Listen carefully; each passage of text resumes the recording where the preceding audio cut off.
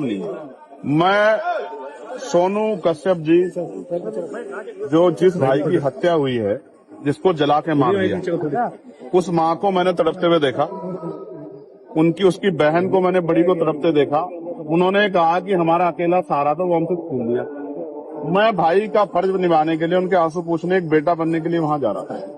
ये मेरा फर्ज भी है। चुनाव के समय तो हर कोई जाता है वोट मांगने के लिए, तमाम तरह की मीठी मीठी बातें करने के लिए। दुख में जो साथ खड़ा वही अपना होता। मैं अपना होने का फर्ज निभाने जा रहा था, मगर मुझे पता लगा कि यहाँ अचानक से हमारे सम्मानित जो अधिकारी, उन्होंने ट्रैक्टर ट्रॉली रोक के वो मेरे सामने आ गए। अब वो मुझसे कहने कि आप नहीं जा सकते। मैं ये पूछना चाहता हूँ कि भाई क्यों नहीं जा सकता हूँ? घटना यहाँ की नहीं है, घटना मेरठ में हुई।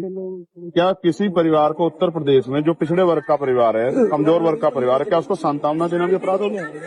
तो मुझे सारी बात में एक चीज समझ आई है कि मैं राजनीतिक अछूत हो गया हूँ यहाँ उत्तर प्रदेश में। मैं किसी पीड़ित की आवाज नहीं उठा सकता। मैं आवाज उठाने जाऊंगा तो मुझे बंद किया जाएगा।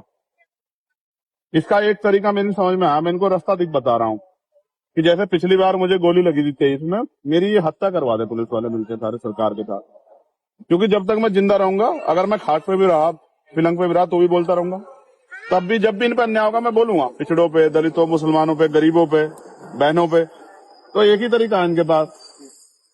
ये लोकतंत्र को कुचल रहे हैं, ये संविधान को चल रहे हैं। ये मेरी हत्या करवा दें, इसके बाद तो उनको शांति मिल सकती है। वरना जब तक मैं हूँ, क्या तो ये जुल्म रोके, वरना अगर ये जुल्म करेंगे मेरे लोगों पे, तो मैं उनकी आवाज को उठाऊंगा, मैं लड़ाई को लड़ूंगा। मैं किसी बात से नहीं डरता। एमपी साहब कई दिन हत्या को हो चुके हैं, अब तक एक युवक जो इसको उठाया। तो भाई मैं तो जब तक परिवार को नहीं सुनूंगा तब तक मैं कुछ नहीं कह सकता हूँ। मैं तो जाऊंगा, जब उनके पास जाऊंगा, मुझे अपनी पीड़ा बताएंगे।